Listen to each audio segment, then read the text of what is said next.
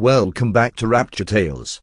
Don't forget to like, subscribe, and get ready for another story you won't forget. Let's dive back to the story. The rain had been falling since early morning, turning the narrow streets of the old industrial district into shining rivers of grey water. Inside a cramped automobile garage tucked between a bakery and an abandoned warehouse, Marcus Hale worked beneath the hood of a rusted sedan. His hands were dark with engine grease, his knuckles scarred from years of turning stubborn bolts, yet his movements were precise and patient. Marcus was only 26, but the lines of responsibility had already carved maturity into his quiet face. The garage had belonged to his late father, Thomas Hale, a construction worker who believed dignity lived in honest work. When Thomas passed away, he left Marcus two things: the garage and a small piece of land outside the city that had been in their family for decades. Marcus guarded both like sacred inheritance. Customers trusted Marcus not because his shop was fancy, it wasn't, but because he was honest.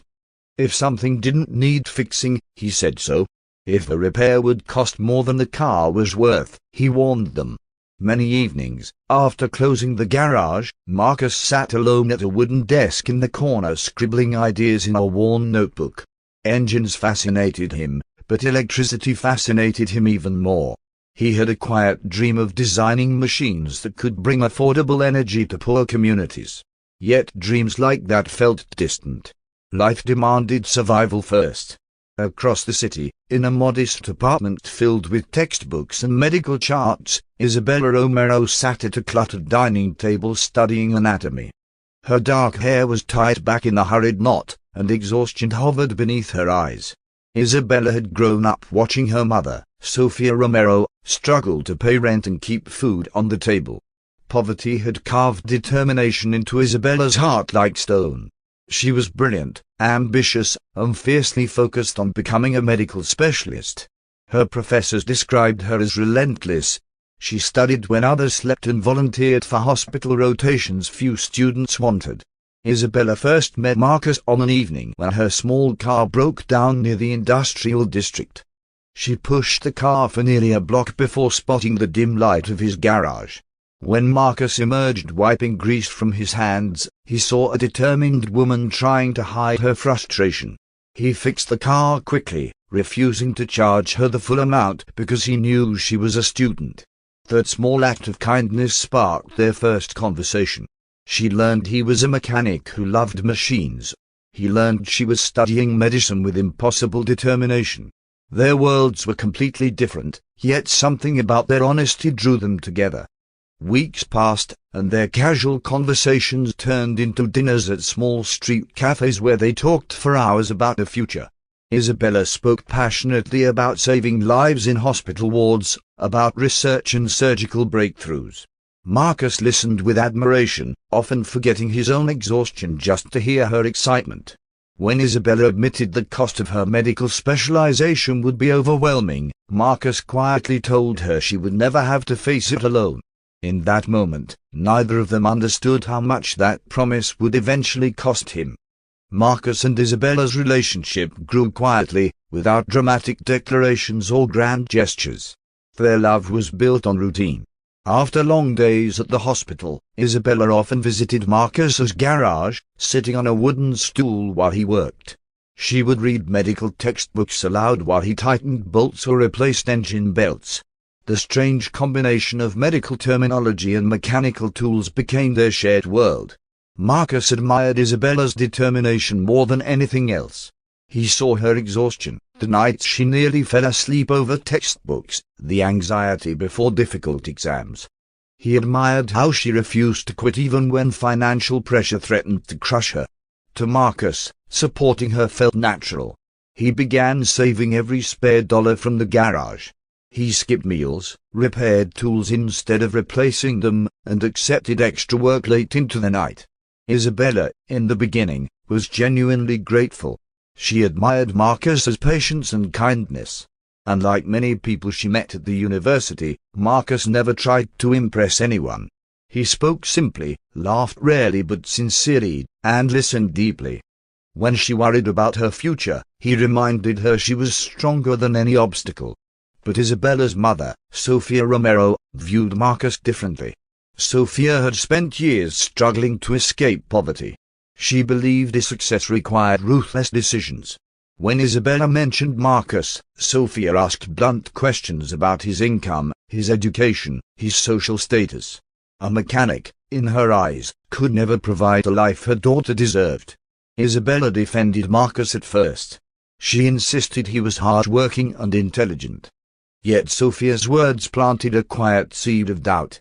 Isabella did not immediately recognize it, but ambition and insecurity were already beginning to collide inside her heart. Meanwhile, Marcus was making sacrifices Isabella did not fully understand. The garage barely generated enough profit to support them both, but he refused to complain. When Isabella's tuition increased unexpectedly, Marcus sold his father's old motorcycle without telling her. It had been his most sentimental possession, but he considered Isabella's future more important. Their relationship continued moving forward, but beneath the warmth of their love, two different visions of the future were slowly forming. One winter evening, Marcus visited Isabella at the university hospital after her long shift. The hospital corridors smelled of antiseptic and exhaustion. Nurses hurried past with clipboards while patients waited silently along the walls. When Isabella finally emerged from the surgical ward, she looked completely drained, yet her eyes brightened when she saw Marcus waiting with a small bag of food. They sat together in the hospital cafeteria. Marcus listened as Isabella described complicated medical cases she had witnessed that day. Her voice carried both excitement and fear. She was entering a world filled with powerful doctors, advanced research, and relentless competition. Marcus admired her courage stepping into such an intimidating environment. That evening Isabella introduced Marcus to one of her professors, Dr. Victor Langford, the director of the hospital's surgical department. Dr. Langford was a confident, well-dressed man whose presence commanded attention. He shook Marcus's hand politely but briefly, clearly uninterested in small talk. His focus remained on Isabella's academic performance and potential future opportunities within the hospital. Marcus sensed the difference immediately. The hospital world operated by prestige and reputation. Mechanics did not belong in that environment. Yet he ignored the discomfort because Isabella seemed proud to introduce him. Later that night, as they walked home through quiet streets, Isabella spoke about new opportunities. She had been offered a chance to pursue a highly specialized medical program that would require several more years of expensive study. The opportunity could transform her career completely. Marcus did not hesitate. If this program helped her achieve her dreams, he would support her, even if it meant sacrificing more than he could afford. Marcus's sacrifices grew larger with each passing month. The specialized medical program Isabella pursued required enormous tuition fees, advanced training equipment, and expensive textbooks. The garage income alone could no longer cover the costs. Marcus worked longer hours than ever before. He began accepting repair jobs from distant neighborhoods, often driving across the city late at night to fix broken vehicles. Sleep became a luxury he rarely enjoyed. Every dollar he earned went toward Isabella's education. When the tuition increased again, Marcus faced the most difficult decision of his life. The small piece of land his father had left him was the last remaining inheritance from his family. That land held memories of childhood visits with his father, quiet afternoons under open skies. Selling it felt like erasing part of his past. But Marcus convinced himself the sacrifice was worth it. He believed he and Isabella would eventually build a life together. Their future home, he imagined, would replace everything he had lost. He sold the land quietly and paid Isabella's tuition without telling her where the money came from. As Isabella advanced deeper into the medical world, her environment began to change her. She attended conferences, research meetings, and hospital gatherings filled with influential doctors and wealthy administrators. Conversations revolved around prestige, research funding, and elite medical institutions. Marcus still waited for her outside the hospital sometimes, but their conversations slowly shifted. Isabella spoke less about shared dreams and more about career advancement. Her ambitions expanded rapidly, fueled by recognition from professors and admiration from colleagues. Dr. Victor Langford became increasingly involved in her professional development. He praised her intelligence and introduced her to powerful connections within the medical community. His mentorship opened doors Isabella had never imagined. Marcus noticed the change but said nothing. He believed his success sometimes required distance. He trusted Isabella's heart would remain the same. Yet the gap between their worlds continued to widen. One evening Isabella attended an exclusive hospital event hosted by Dr. Langford. Wealthy donors, renowned surgeons, and influential researchers filled the elegant hall. Expensive suits and designer dresses replaced the simple clothing Isabella once wore during her early student days. When Marcus arrived to pick her up afterward, he stood outside the building in his oil-stained work clothes, unaware of how dramatically her environment had changed. As Isabella stepped outside, several colleagues glanced curiously at Marcus. Isabella felt a strange embarrassment she had never experienced before. She quickly dismissed the feeling, but it lingered inside her mind. That moment marked the beginning of a quiet emotional shift she could no longer control. Months later Isabella successfully completed a major milestone in her medical specialization. Her reputation within the hospital rose quickly. Professors praised her discipline and intelligence. Dr. Langford continued promoting her achievements to influential colleagues. Marcus celebrated her success with sincere joy. He prepared a simple dinner at his small apartment and presented her with a modest gift, a silver bracelet he had saved for weeks to buy. Isabella thanked him politely, but her excitement seemed focused elsewhere. Her career was accelerating faster than she ever imagined. Marcus believed they were moving closer to their shared future. But Isabella had already begun imagining a very different life. As Isabella's confidence grew, so did her exposure to elite circles of wealth and power. Dr. Langford invited her to join a private medical research initiative funded by influential investors. The opportunity placed her among professionals whose lifestyles were dramatically different from Marcus's humble garage. At one gathering Isabella overheard casual conversations mocking manual labor and blue-collar professions.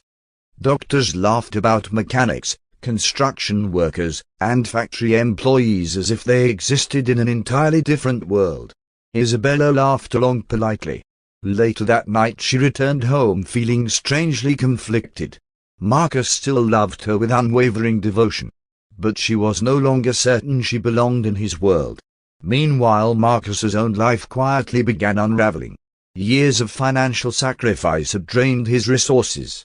The garage equipment was aging, and without the land inheritance he had no financial security left. Yet he continued working tirelessly, believing Isabella's success would eventually create a future for both of them. He never suspected that the very sacrifices he made were slowly pushing her away. On a quiet evening, Isabella finally completed her medical specialization. Years of relentless study and sacrifice had culminated in a prestigious certification that opened the doors to elite medical institutions. Marcus arrived at the celebration carrying flowers, his face filled with pride. But Isabella's expression that night was distant. Something had changed permanently. The moment Marcus had spent years preparing for was finally here, and the consequences of their choices were about to unfold. Marcus stood near the entrance of the brightly lit restaurant where Isabella's colleagues had gathered to celebrate her achievement. The room was alive with conversation, laughter, and the clinking of glasses. Doctors and hospital executives filled the tables, congratulating Isabella on completing one of the most competitive medical specialization programs in the region. Marcus held a small bouquet of white lilies in his hands, shifting his weight slightly as he waited for the right moment to approach her. His clothes were clean but simple, a modest shirt and trousers that carried the faint scent of engine oil no matter how carefully he washed them. Across the room, Isabella stood beside Dr. Victor Langford and several senior surgeons.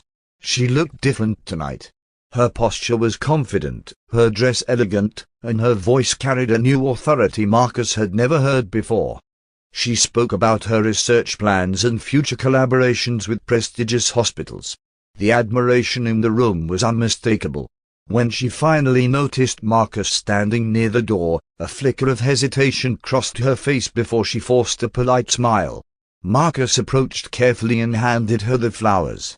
His voice carried sincere pride as he congratulated her. For him, this moment represented years of sacrifice finally paying off. Every sleepless night, every extra repair job, every dollar saved had led to this celebration. But Isabella accepted the flowers with a distant politeness that Marcus had never seen before. When her colleagues asked who he was, Isabella hesitated before introducing him simply as an old friend. The words landed quietly but painfully. Marcus tried to ignore the discomfort. He believed Isabella was simply overwhelmed by the attention and celebration. Yet something inside him began to stir with quiet unease. That night, after the celebration ended, Isabella asked Marcus to walk with her outside. The streets were calm and empty, illuminated by pale streetlights. Marcus expected her to talk about their future, perhaps even the plans they had once dreamed about together. Instead, Isabella spoke with a tone Marcus barely recognized. She explained that her life had changed. Her career was entering a new phase filled with opportunities, partnerships, and responsibilities that required a different lifestyle.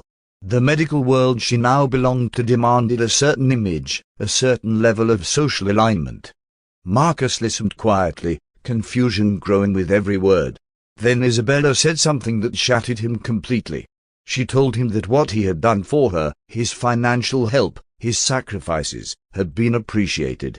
But she now saw those contributions as something similar to an anonymous donation. A kindness from someone who cared, but not a commitment that obligated her to remain tied to the past. Marcus felt as if the ground beneath him had disappeared. Isabella continued speaking, explaining that she had begun seeing someone else. Someone who understood the professional world she now lived in. Someone who could support her ambitions in ways Marcus never could. That someone was Dr. Victor Langford. Marcus did not argue. He did not shout. The shock was too deep for anger. He simply stood there in silence as the woman he had devoted years of his life to calmly walked away. For the first time since he was a child, Marcus Hale felt completely lost. The weeks that followed were among the darkest periods of Marcus's life.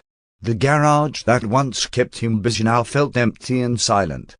Without the motivation of supporting Isabella's education, Marcus struggled to maintain the same relentless work schedule. Bills began piling up, and customers slowly drifted to other repair shops. Marcus attempted to continue running the garage, but the exhaustion of years of sacrifice had finally caught up with him. His equipment needed repairs he could no longer afford. His savings had vanished long ago. Eventually the landlord forced Marcus to close the shop. The garage doors were locked for the last time on a quiet afternoon. Marcus stood outside staring at the faded sign that once carried his father's name. Everything he had built, everything he had sacrificed, had collapsed. Without a home or steady income, Marcus drifted through the city like a shadow. His once confident posture became hunched with quiet defeat. People who had known him as a hard-working mechanic barely recognized the exhausted man wandering the streets. One evening, while sitting alone near a bus terminal, Marcus encountered an elderly man who recognized him immediately. The man was Harold Bennett, a retired engineer who had once been one of Marcus's regular customers. Years earlier Marcus had repaired Harold's old truck without charging him full price when he realized the man was struggling financially. Harold had never forgotten that act of kindness. As he studied Marcus's worn appearance, Harold understood something terrible had happened. Instead of asking uncomfortable questions, Harold simply sat beside him and offered a simple proposal. He invited Marcus to travel with him to another city where he was quietly developing a renewable energy project focused on bringing electricity to rural schools and clinics. Harold believed Marcus possessed a rare mind for engineering. He offered Marcus a second chance. Marcus hesitated at first. His confidence had been shattered so deeply that the idea of rebuilding his life felt impossible. But Harold's calm belief in him slowly began to awaken something Marcus thought he had lost forever. For the first time since Isabella walked away, Marcus felt the faint possibility of a new beginning. He accepted the offer. The journey to the new city marked the beginning of a transformation Marcus never expected. Harold Bennett's small renewable energy project operated out of a modest workshop filled with solar panels, batteries, and experimental electrical systems. Marcus had never worked with solar technology before, but his mechanical instincts adapted quickly. The logic of energy systems fascinated him just as engines once had. Harold encouraged Marcus to study the science behind the equipment. Marcus spent long nights reading technical manuals, teaching himself electrical engineering concepts he had never encountered before. Slowly, the broken mechanic began to rebuild himself. He no longer worked to support someone else's dream. Now he was building something of his own. Years passed quietly as Marcus devoted himself completely to the renewable energy field. The small workshop gradually expanded into a growing company dedicated to installing solar systems in remote communities that lacked reliable electricity. Marcus's natural engineering talent combined with relentless discipline allowed him to develop innovative solar solutions that were both efficient and affordable. During this period he met Daniel Whitaker, a young law student struggling to pay his tuition while working part-time jobs. Marcus saw determination in Daniel that reminded him of his own past struggles. He mentored the young man, offering him guidance and financial support during difficult times. Marcus never spoke about Isabella again. His focus remained entirely on building something meaningful. The world that once rejected him had unknowingly forged a stronger version of him. And far away, in the elite world of hospitals and luxury clinics, Isabella Romero's life was about to take a very different turn. The solar workshop that Harold Bennett once ran as a modest experiment had transformed into something far more significant. Under Marcus Hale's relentless discipline and creative engineering, the company slowly expanded into a respected renewable energy enterprise. It began with a single rural school that had no electricity. Marcus personally supervised the installation of a solar system that powered lights for classrooms and a small computer lab. When the students turned the lights on for the first time, their excitement filled the dusty courtyard with cheers that echoed late into the evening. For Marcus, that moment carried a deeper meaning than any profit report ever could. He realized he had discovered a purpose far greater than repairing engines. Marcus worked tirelessly, studying electrical engineering textbooks late into the night and testing new battery storage systems during the day. Harold Bennett watched with quiet pride as the young mechanic evolved into a brilliant engineer. Investors gradually noticed the company's work, especially after a humanitarian organization published a report praising Marcus's affordable solar grid model for rural communities. The once broken mechanic who had wandered the streets now spoke confidently with engineers, policymakers, and energy specialists. Yet Marcus never forgot the humility that had shaped him. He still wore simple clothes, still repaired equipment with his own hands, and still treated every worker in the company with respect. During this period, Marcus's mentorship of Daniel Whitaker deepened. Daniel had struggled through law school while working long hours at a grocery warehouse. Marcus quietly paid part of his tuition without seeking recognition. Daniel graduated with honors and eventually joined a respected legal firm specializing in corporate law and regulatory compliance. He admired Marcus deeply, not just as a mentor, but as a man whose values had shaped his own sense of justice. Daniel often said Marcus taught him that success without integrity meant nothing. The two remained close, though their professional worlds rarely intersected. Meanwhile, in another part of the country, Isabella Romero's career soared rapidly. With Dr. Victor Langford's backing, she became one of the youngest specialists to join a prestigious private clinic known for treating wealthy patients. Her life now revolved around luxury apartments, exclusive medical conferences, and powerful professional connections. Expensive cars replaced the old student vehicle she once drove. Elegant gowns replaced the modest clothes she wore during her struggling years. To the outside world, Isabella appeared to have achieved everything she once dreamed of. But ambition can be a dangerous companion. The private clinic where Isabella worked gradually expanded into aggressive business ventures. Wealthy investors pressured doctors to increase patient turnover and maximize profits. Treatments were sometimes rushed. Ethical standards slowly blurred under financial pressure. Dr. Langford assured everyone the system was necessary to compete in a highly competitive healthcare industry. Isabella, now accustomed to success and status, ignored the subtle warning signs. At first, the clinic's reputation remained strong. High-profile patients praised the luxury service and advanced medical technology. Yet beneath the polished image, mistakes began to occur.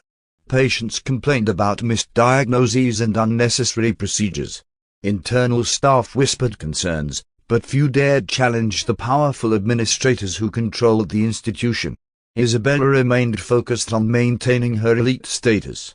She believed the criticisms were exaggerated or driven by jealous competitors.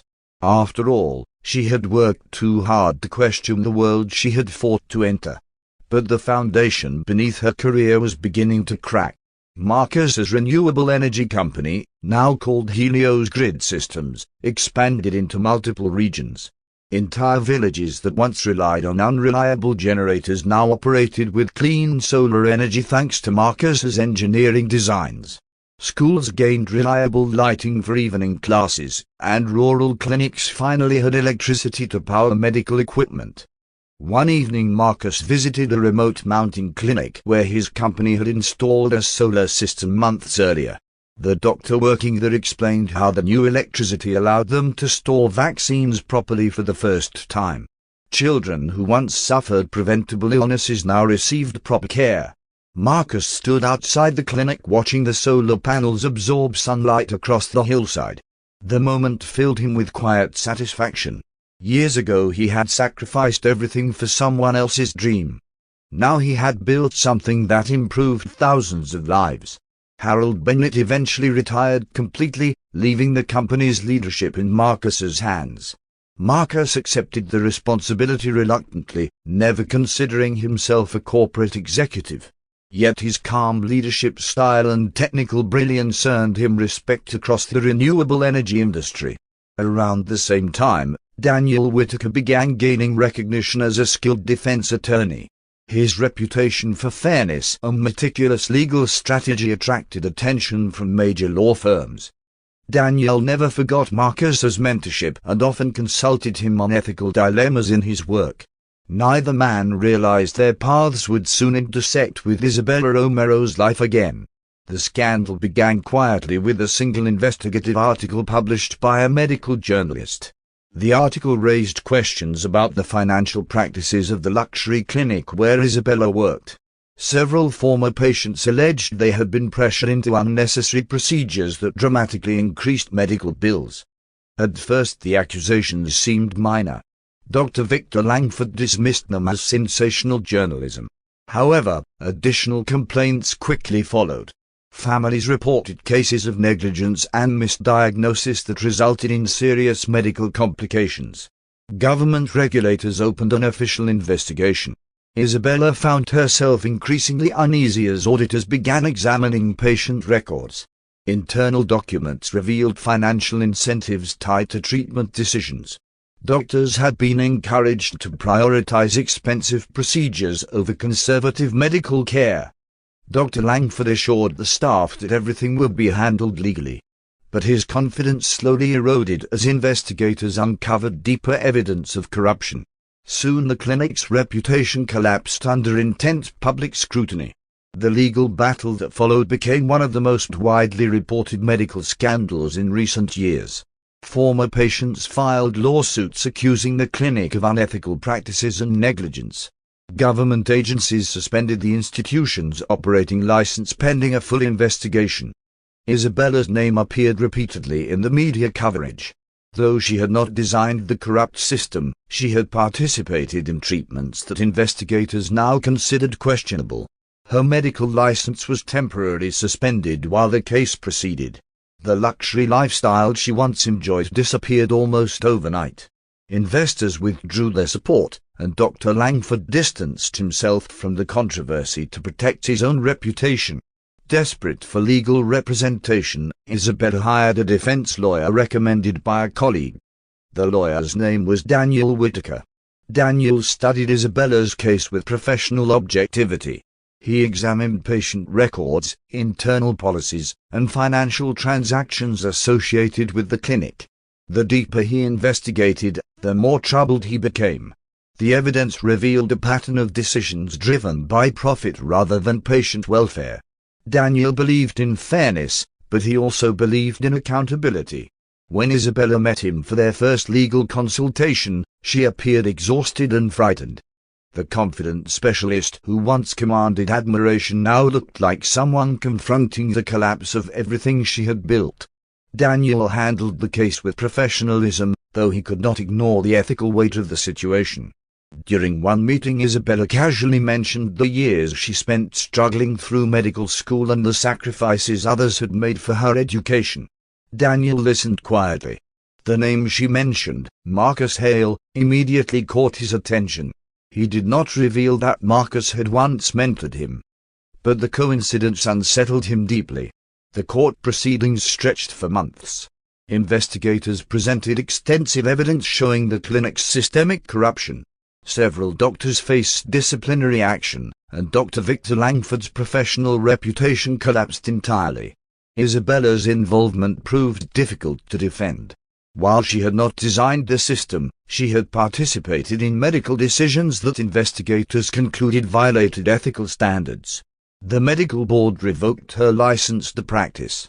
The ruling shocked the medical community.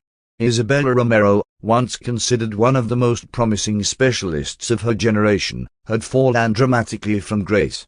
Daniel delivered the legal outcome to her with quiet professionalism. Outside the courthouse, reporters waited eagerly to capture the final verdict. Isabella left the building unnoticed through a side entrance, avoiding the cameras. Her world had collapsed. Months later, an international renewable energy conference gathered engineers, environmental leaders, and policymakers from around the world. Marcus Hale had been invited to speak about Helios grid systems and its impact on rural electrification. The conference hall buzzed with anticipation as industry leaders discussed sustainable infrastructure and technological innovation. Marcus stood among them calmly, still carrying the quiet humility that defined him years earlier. Far across the hall, Isabella Romero attended the conference as a guest observer. After losing her medical career, she had accepted a modest administrative role with a non-profit organization involved in public health programs. She was no longer the confident specialist who once commanded admiration. While scanning the room, Isabella suddenly froze. Across the hall she saw Marcus. He stood among respected engineers and global leaders, speaking calmly with colleagues who clearly admired him. He looked peaceful, successful, whole. Their eyes met briefly across the crowded hall. Time seemed to pause in that moment. Isabella felt a flood of emotions she could barely control: regret, shame, disbelief. The man she had once dismissed as insignificant had risen far beyond anything she had imagined. Marcus recognized her instantly. But there was no anger in his expression, no bitterness. Only a calm, neutral acknowledgement of someone who belonged to a different chapter of his life. Marcus turned back to his colleagues and continued his conversation. He had moved forward long ago. Isabella stood silently, realizing the painful truth. She had chased status so relentlessly that she lost the one person who believed in her before the world ever did. Marcus Hale had risen from betrayal and loss to build something meaningful. And the quiet dignity of his life became the most powerful response to everything she had done. Marcus Hale stood on the wide balcony of the conference center early that morning, looking out across the skyline while the city slowly awakened beneath a pale orange sunrise. Years earlier he had stood in similar moments staring at cracked pavement and rusted engines outside his father's garage, wondering whether life would ever become more than survival. Now the air around him carried quiet recognition. Engineers, investors, and international development leaders had gathered at the conference specifically to discuss the renewable infrastructure projects Marcus had pioneered. Helios grid systems had expanded into multiple countries, bringing electricity to schools, clinics, and remote villages that governments had neglected for decades. Yet Marcus himself remained unchanged in the ways that mattered most. His posture was calm, his voice steady, and his clothing still simple compared to the expensive suits worn by many executives attending the event. During a panel discussion that afternoon, Marcus explained the philosophy behind his company. He described how energy should never be treated as a luxury reserved for wealthy cities. Instead, he believed electricity was a foundation that allowed education, healthcare, and local economies to flourish. His designs focused on small decentralized solar grids that rural communities could maintain independently. Engineers in the audience listened carefully as Marcus outlined systems that reduced installation costs while improving long-term durability. The applause that followed his presentation was genuine and sustained. Many attendees approached him afterward, eager to discuss partnerships and technology collaborations. Among the quiet observers in the hall sat Isabella Romero. She had arrived at the conference representing the small non-profit organization that had recently hired her to coordinate public health logistics in remote regions. Her professional world had collapsed months earlier when her medical license was revoked after the investigation into the private clinic scandal. The luxury apartments and exclusive gatherings that once surrounded her had vanished quickly once the news spread. Now she traveled modestly, staying in simple hotels and working behind the scenes rather than standing in front of cameras. When she first saw Marcus on the conference stage, she felt a wave of disbelief wash over her. The man she had once dismissed as an embarrassment had become a respected leader whose ideas were shaping the future of global energy.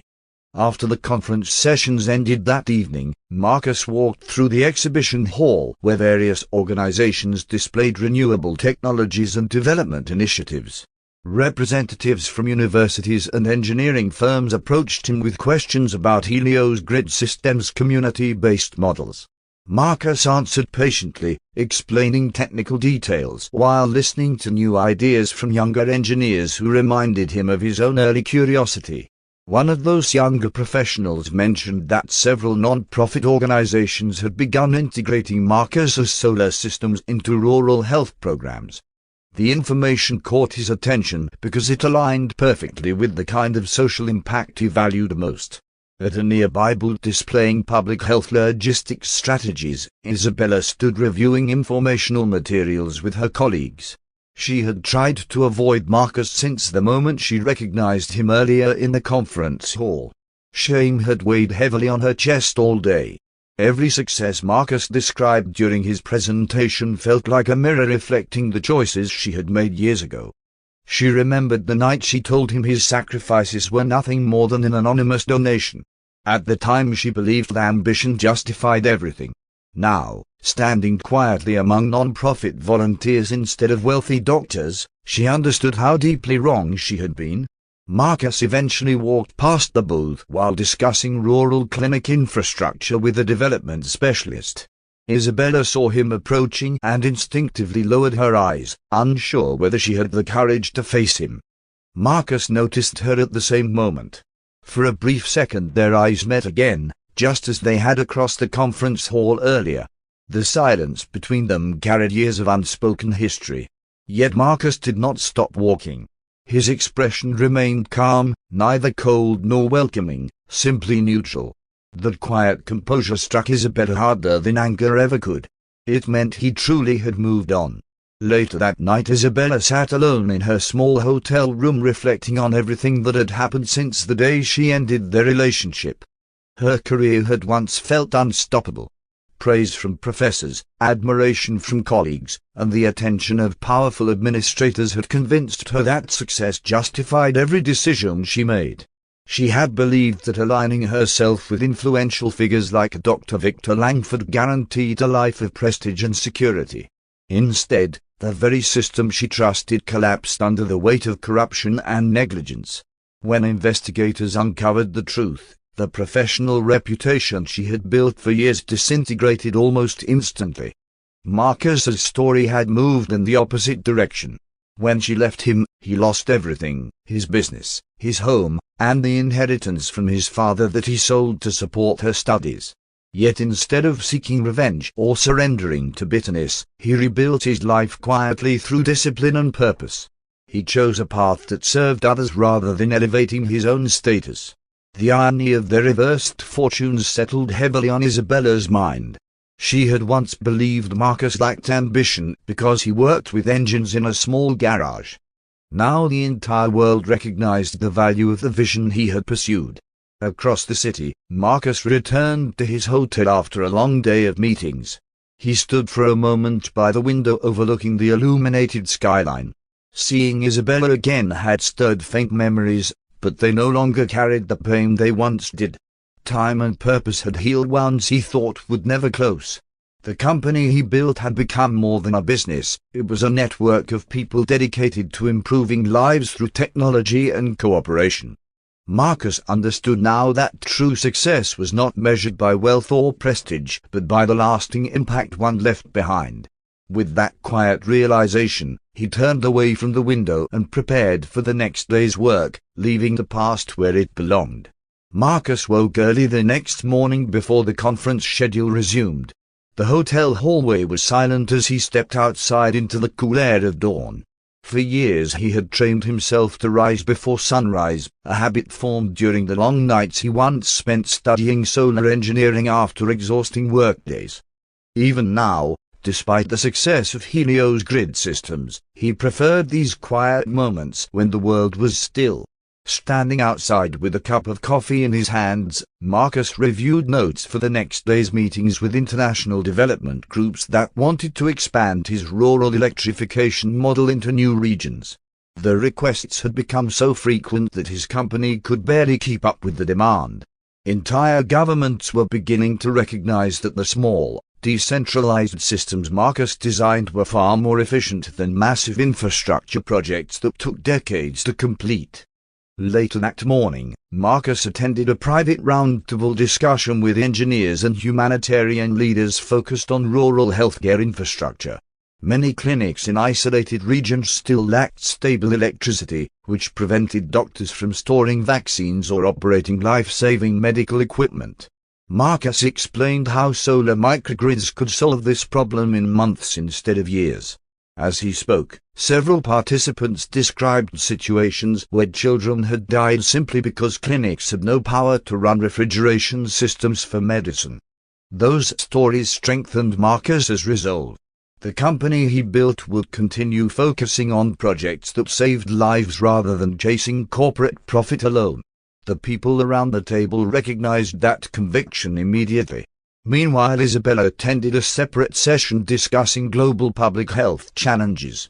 The non-profit organization she worked for specialized in delivering medical supplies to remote communities. Her responsibilities involved coordinating logistics between clinics and aid organizations. Although the work was modest compared to the prestigious medical career she once had, it forced her to confront the reality of healthcare in underserved regions.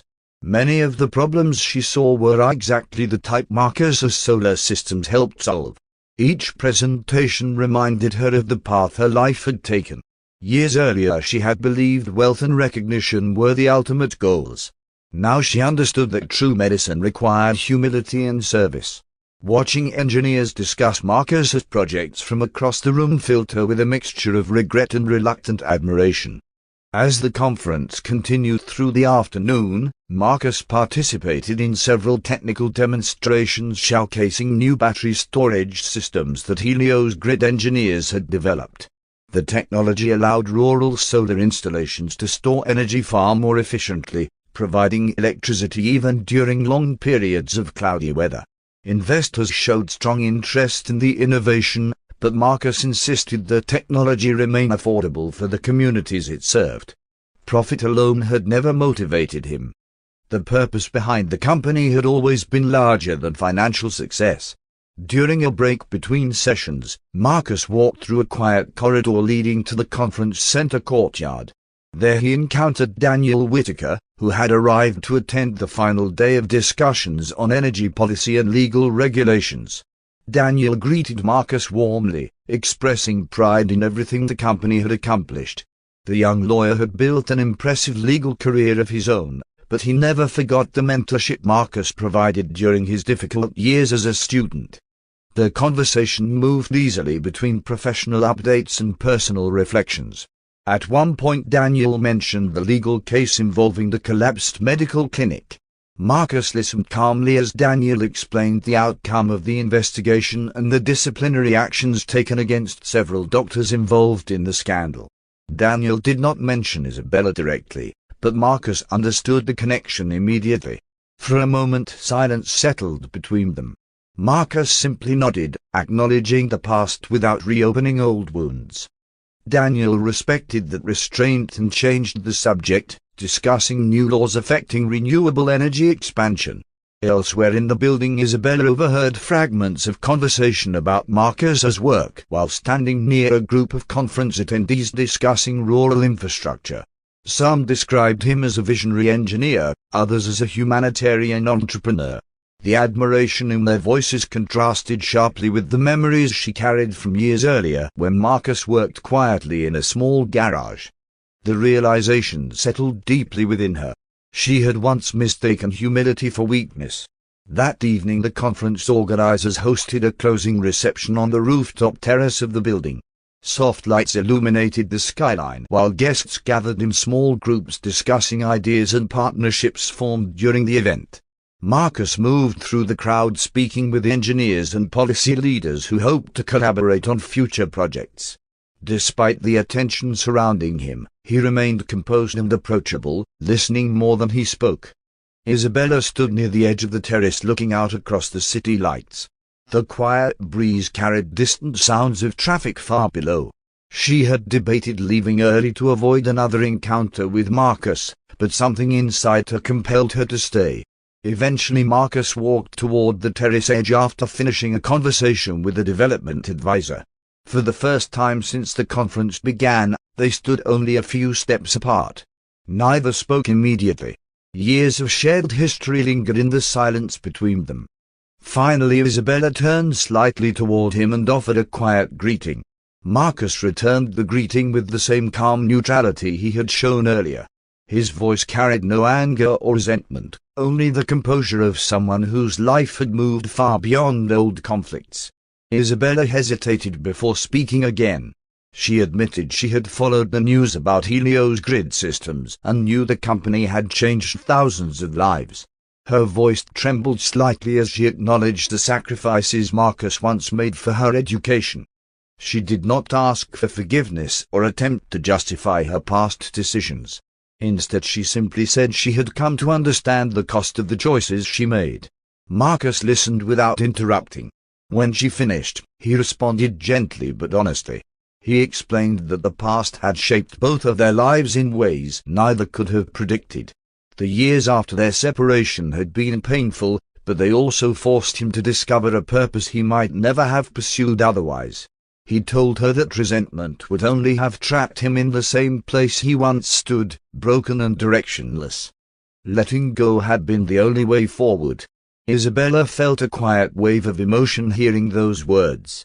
The calm dignity with which Marcus spoke revealed how deeply he had grown since the days when they shared simple meals and uncertain dreams. She realized that while she had chased prestige, Marcus had pursued meaning. The conversation ended without dramatic conclusions. Marcus wished her well in her current work with the non-profit organization, acknowledging that the world still needed people willing to help communities facing medical challenges.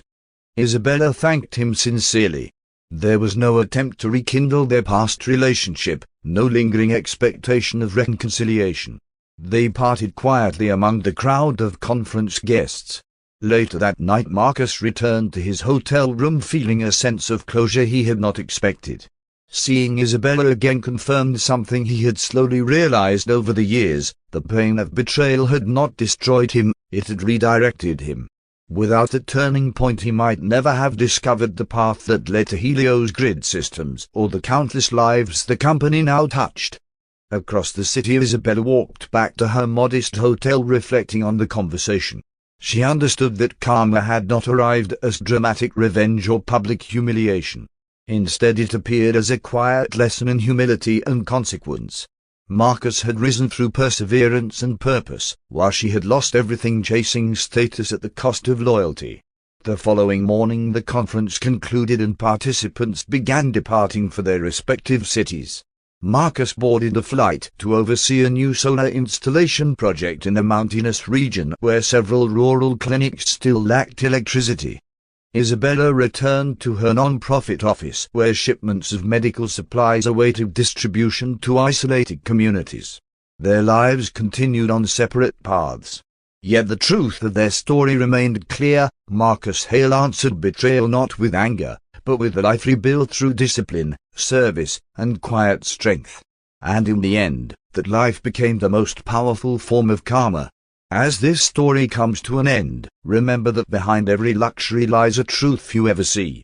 If this story moved you, support the channel by liking, sharing, and subscribing.